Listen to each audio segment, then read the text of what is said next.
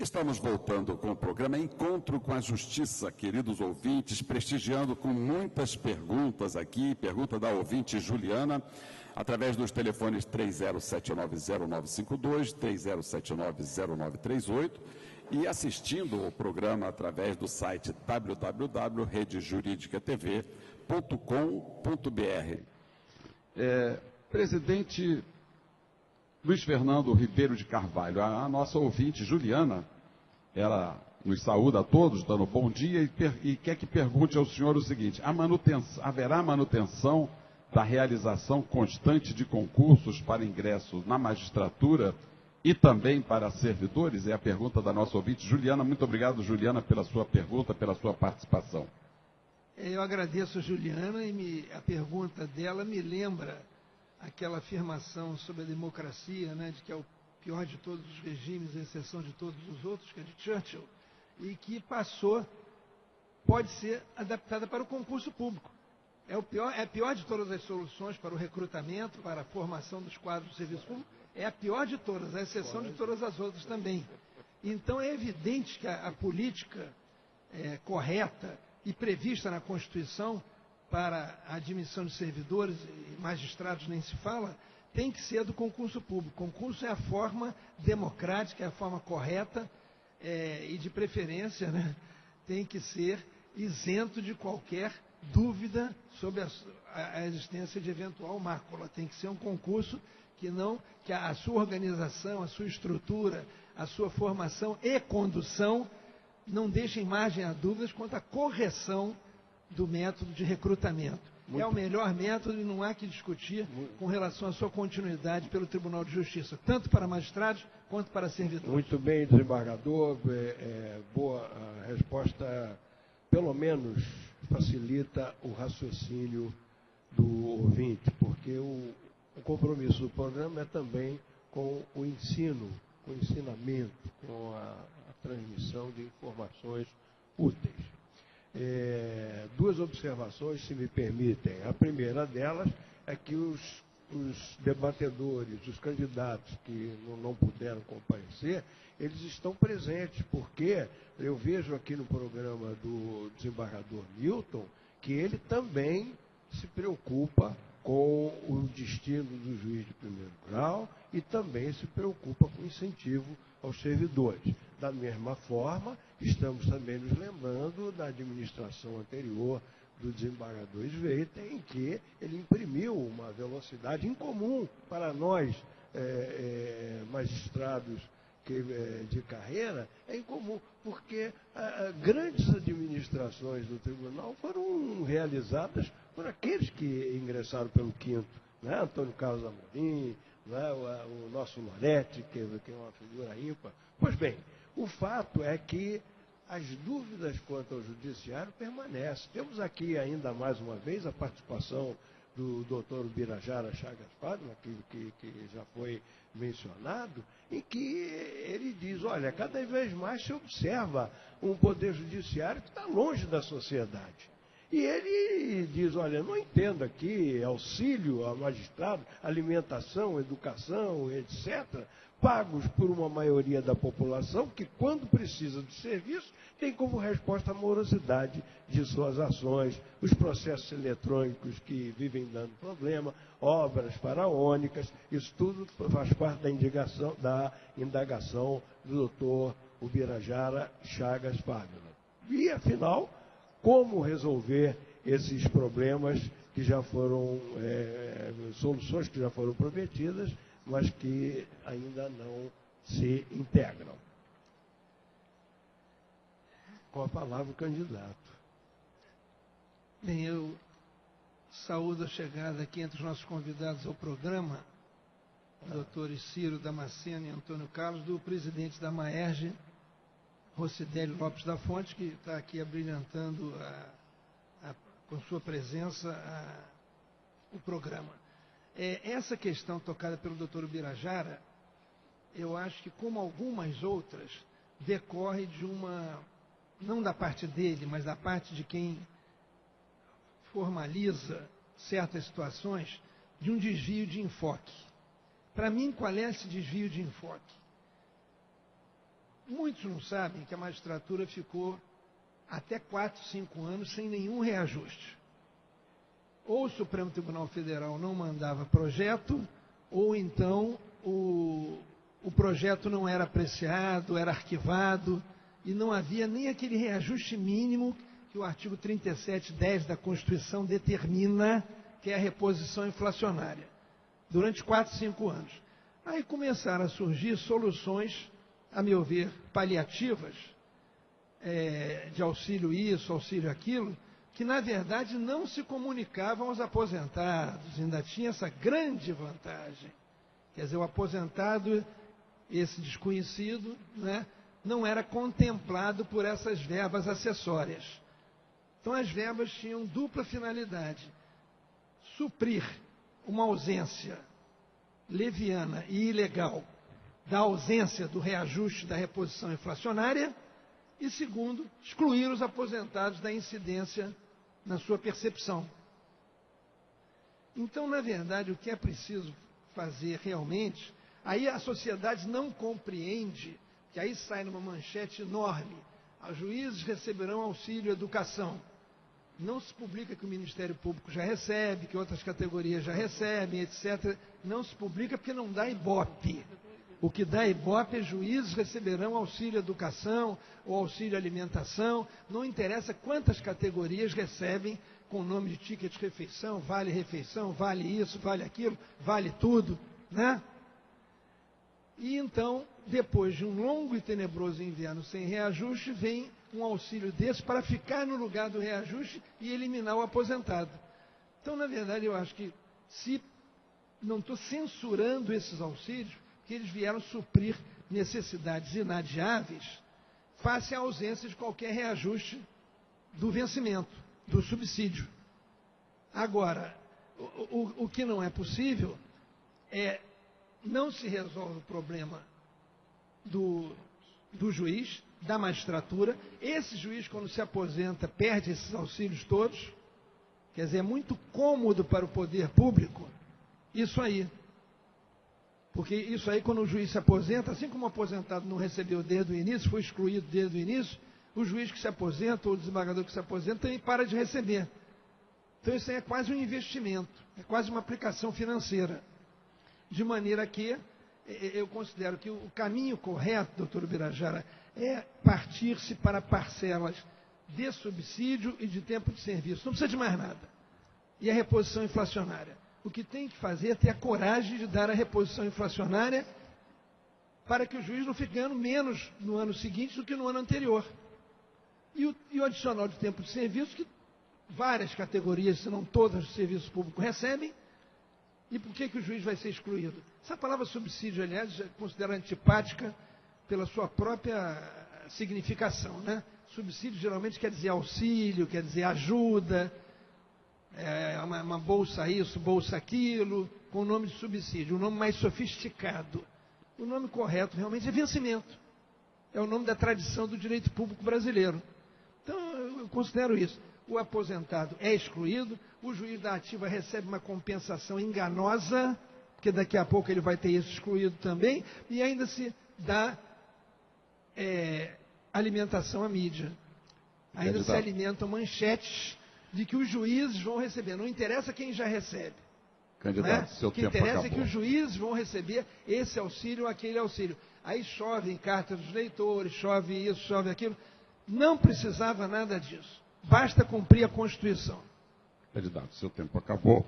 E eu quero informar os nossos ouvintes que esse debate, esse programa é uma promoção da Associação dos Magistrados do Estado do Rio de Janeiro, e nós contamos com a honrosa presença de seu presidente, doutor juiz Rosidélio Lopes, a quem agradecemos pelo patrocínio e pela organização desse debate, assim também como a Associação dos Juízes para a Democracia e, evidentemente, a Rádio Família FM 104.5. São os patrocinadores, são os produtores e programadores deste programa, deste debate inédito, em que um candidato à presidência do Tribunal de Justiça comparece em público para prestar contas das suas propostas e debater com os nossos ouvintes, que estão fazendo perguntas através dos telefones 30790952, 30790938. Desembargador Luiz Fernando, o senhor foi presidente da Associação dos Magistrados do Estado do Rio de Janeiro, o senhor nos honrou com a presidência nacional da MP, e todas essas associações, elas têm como bandeira a democratização do judiciário através das eleições diretas.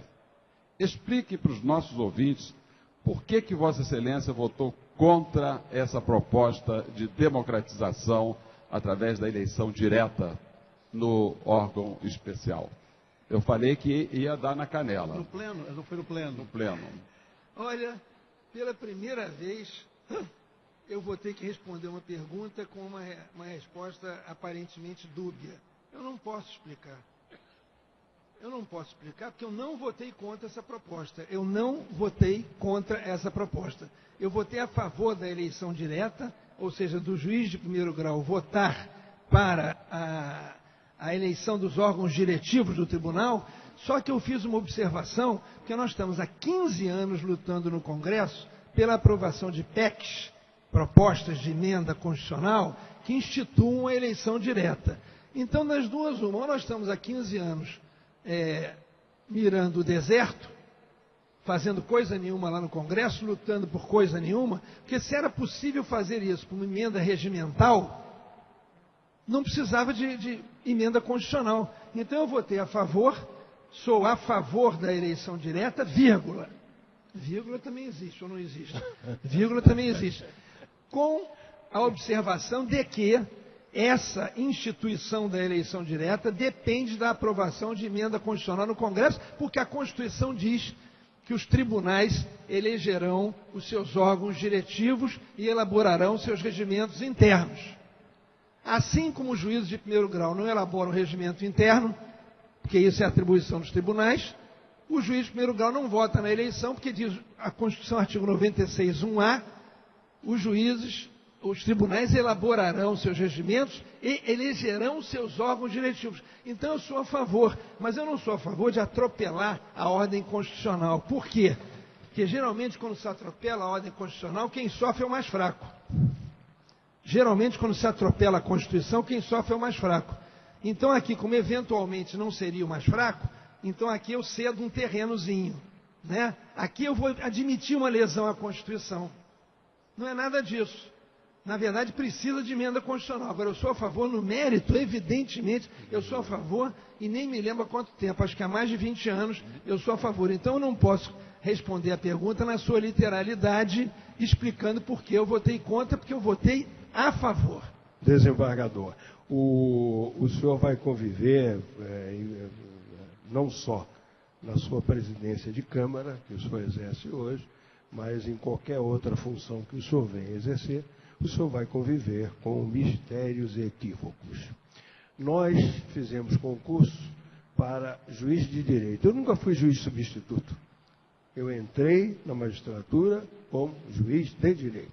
Nunca fui juiz substituto. Entretanto, as vicissitudes organizacionais escalonaram a carreira. Então, nós temos, por exemplo, no Espírito Santo, nós só temos juiz substituto, juiz de direito e desembargador. Lembra aqui o senhor presidente Vocílio Lopes com a indagação pela AMAES. Como é que o senhor vê essa possibilidade de se reduzir essas entrâncias diferenciais que, afinal de contas, desqualificam o magistrado?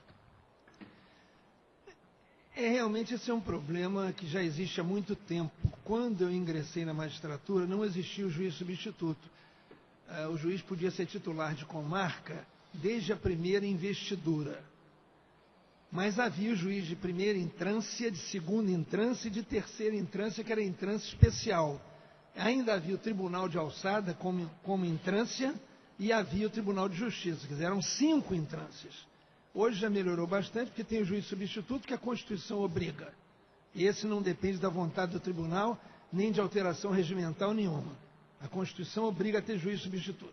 Depois, poderíamos sim examinar, em conjunto com a AMAERJ, em conjunto com outros órgãos da sociedade civil, a possibilidade de ainda aproximar mais para que houvesse, como por exemplo a Justiça Federal. A Justiça Federal só tem uma entrância de juiz federal, não tem juiz federal, além do substituto, que é o que entra pela Constituição, ele entra como juiz substituto, depois só tem um juiz federal e depois ele vai para o tribunal.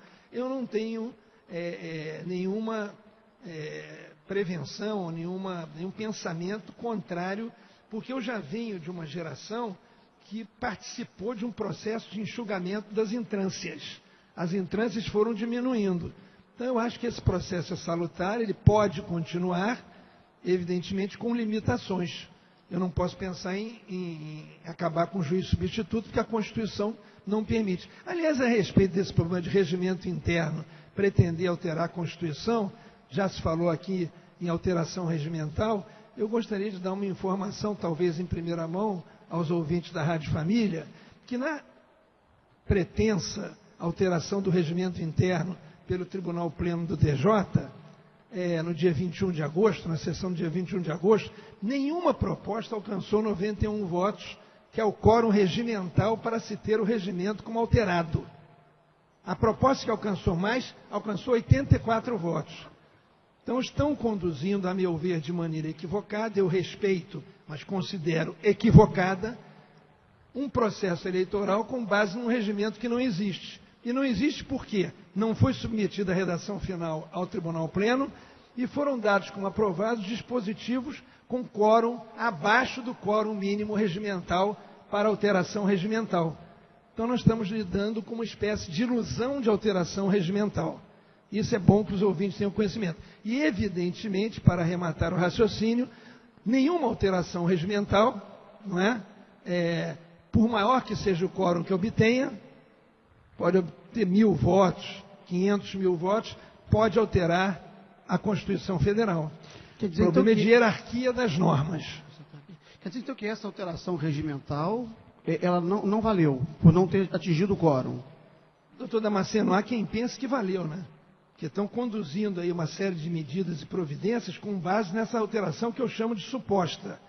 E suposta porque nenhum dispositivo alcançou os 91 votos que o próprio regimento exige. Então, deixa eu lhe fazer uma outra pergunta, doutor Luiz Fernando. Essa questão da unificação das entranças, eu tenho uma outra preocupação com ela. Os magistrados componentes da quinta parte mais antiga da respectiva entrância, da respectiva classe, eles podem concorrer para a classe seguinte por merecimento. Hoje, a entrância especial, que é essa da capital e das 8 maiores comarcas do interior, está em torno de 84. O juiz, a partir da 84ª posição, ele já pode concorrer a desembargador. Isso tem levado com que juízes, né, que estão lá nessa rabeira dessa quinta parte, né, dos 300 e poucos juízes de entrância especial, quando são filhos, afilhados, né, compõem esse grupo de privilegiados que tem em todos os lugares, eles acabam sendo alçados ao tribunal por merecimento, passando à frente de todos os demais. E aqui no tribunal, na última década, aliás, desde quando o desembargador Luiz Veiter foi corregedor, pela primeira vez eu protocolei e tenho protocolado em cada administração os futuros promovidos a desembargador pelo critério de merecimento. Raramente eu errei o nome e a ordem. Né? Eu nunca tinha errado até este ano os nomes e a ordem em que seriam promovidos com 2 anos de antecedência. Este ano eu errei uma ordem que foi da desembargadora Ivone, né, porque eu a coloquei, eu esperava que ela fosse a última da lista prévia atualmente existente, e ela, por uma questão de tempo e injunções de um ministro do Supremo que já aposentou, ela acabou furando a lista, então eu errei a ordem, e a última desembargadora promovida por merecimento, eu esqueci de colocar o nome dela. Então, eu não constava no nome, embora ela estivesse na lista prévia. Nós temos aqui, então, uma prática neste tribunal, uma prática nefasta, não republicana, que contraria os princípios norteadores da administração pública, né, dentre os quais o da moralidade, de formação de uma lista prévia, né, para aferição do merecimento para efeito de promoção a desembargador. E no final, nós acabamos vendo o órgão especial se reunindo, fazendo um julgamento, um aparente julgamento, quando o resultado já é de antemão conhecido e que vem sendo por mim protocolado na presidência do tribunal, né, com muito tempo de antecedência. É uma pergunta delicada, mas aproveitando esse bloco do chute na canela, eu queria saber do senhor, como é que o senhor vê essa lista prévia e como é que essa promoção, com as promoções vão ser feitas na sua administração, e se existe a possibilidade de fazermos aqui no Rio de Janeiro, como acontece em São Paulo, em que, na inexistência de critérios objetivos para aferir o merecimento, em São Paulo se adota a antiguidade como critério de aferição do merecimento. A pergunta realmente é espinhosa, mas começando pelo final, né? Em São Paulo se adota a antiguidade, né, como aferição para o merecimento. O problema desse critério, que é um critério que às vezes se torna mais justo, realmente se torna mais justo, o problema desse critério é que você tem 2 critérios na Constituição para a promoção, né, que são antiguidade e merecimento. Se a gente passa a empregar o critério de antiguidade para a aferição do merecimento, você suprimiu o critério, um dos critérios, que é o merecimento, fica só a antiguidade. A antiguidade vai valer para a antiguidade e a antiguidade vai valer para merecimento. Então, o merecimento foi suprimido pelos seus vícios na operação do sistema. Porque há vícios que fraudam a questão dos critérios objetivos, que são constitucionais, acaba-se com a promoção por merecimento. Não sei se isso soaria como o doutor Damasceno tirar o divã da sala, não sei se seria isso bem a situação. Mas poderia ter um peso, por exemplo, de 80% numa pontuação e os outros elementos, os outros objetivos comporia 20% no critério de pontuação? Eu concordo com Vossa Excelência, mas como não tem peso específico na Constituição, isso tem que ficar realmente ao critério de cada votante. Quer dizer, ele pode dar um peso maior à antiguidade. Eu, por exemplo, utilizo a antiguidade como critério de desempate entre 2 candidatos que igualmente poderiam ser promovidos por merecimento na minha avaliação. Eu voto no mais antigo porque eu acho que é um critério de desempate extremamente objetivo. Agora, a questão da pré-lista é uma questão muito delicada. Quando ela foi instituída, era para acabar com aquela tensão permanente dos candidatos e aquele constrangedor itinerário pelos gabinetes para pedir voto, não sei o quê. Isso aí é constrangedor, a meu ver, tanto para quem pede o voto quanto para quem recebe o pedido de voto. Acaba constrangendo os dois, a não ser que haja alguma inspiração menos salutar. Agora, eu pretendo, se for eleito, discutir a subsistência da pré-lista, que hoje eu estou vendo que ela chegou a causar um mal maior do que aquele de diminuir tensões, provocar uma tranquilidade maior durante 2 anos. Tranquilidade para quem? Tranquilidade para quê? Na verdade, eu tenho minhas dúvidas sobre isso e considero que a pré-lista acaba realmente, Vossa Excelência tem razão, impedindo que seja aplicado o critério constitucional. Quer dizer, e mais, desestimulando o juiz que não entrou na pré-lista e sabe que durante 2 anos não vai entrar. Porque geralmente essas listas são feitas para 2 anos. Então, ainda tem o problema do desestímulo ao juiz, que está ali trabalhando, está ali dando seu esforço, seu sangue muitas vezes, e sabe que durante 2 anos não entra em lista nenhuma, faça o que fizer, dê o melhor de si que ele estiver dando. Então, é uma questão discutível. Agora, como isso tem que ser, como um critério mais amplo de administração do tribunal, tem que ser democrático, eu não pretendo de maneira alguma, não tenho ilusão de impor a minha vontade em assunto nenhum. Eu discutiria com algo especial, procuraria ouvir a Maes, procuraria ouvir todos os interessados para ver. Eu tenho uma percepção, doutor Damasceno, que pode ser até equivocada, de que essa pré-lista se tornou um mal maior.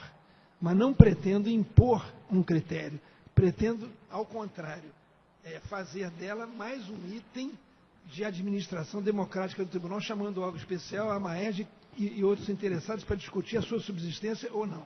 Candidato, nós vamos fazer um pequeno intervalo, mas antes eu queria dizer que esse é um programa em que nós temos a participação dos nossos ouvintes e acabamos de receber dos nossos ouvintes uma crítica muito justa ao nosso programa. Nós estamos com um programa muito corporativista, nós estamos aqui falando de uma forma muito tecnicista e nós vamos descer, ou melhor, nós vamos ao encontro dos nossos ouvintes fazendo aqui, depois de um pequeno intervalo, todas as perguntas que os ouvintes estão nos mandando através dos telefones 30790952, 30790938, e são muitas as perguntas, e nós vamos privilegiar nesse último bloco as perguntas feitas pelos nossos ouvintes. Mas antes eu gostaria de esclarecer, até para melhor entendimento dos nossos ouvintes, que este é um debate em que foram convidados os 3 candidatos à presidência do tribunal. 2 deles justificaram e não estão presentes, e que Vossa Excelência, de uma forma republicana, de uma forma democrática, está aqui presente. E nós estamos utilizando aqui alguns termos, talvez inadequados, como chute na canela, porque, na verdade, nós queremos explorar essa disponibilidade de Sua Excelência para dialogar com a população. Eu acho que é uma característica do desembargador Luiz Fernando e sempre foi. E deste programa. O programa chama-se Encontro com a Justiça, justamente para que nós nos coloquemos à disposição dos nossos ouvintes, dos nossos jurisdicionados e dos cidadãos para responder todas as perguntas, e depois do intervalo vamos privilegiar as perguntas dos nossos ouvintes, da Sandra, lá do Recreio, da Luísa do Meia, do Gilmar de Irajá, enfim, muitas das perguntas e que servirão para esclarecer melhor os nossos ouvintes nesse programa Encontro com a Justiça.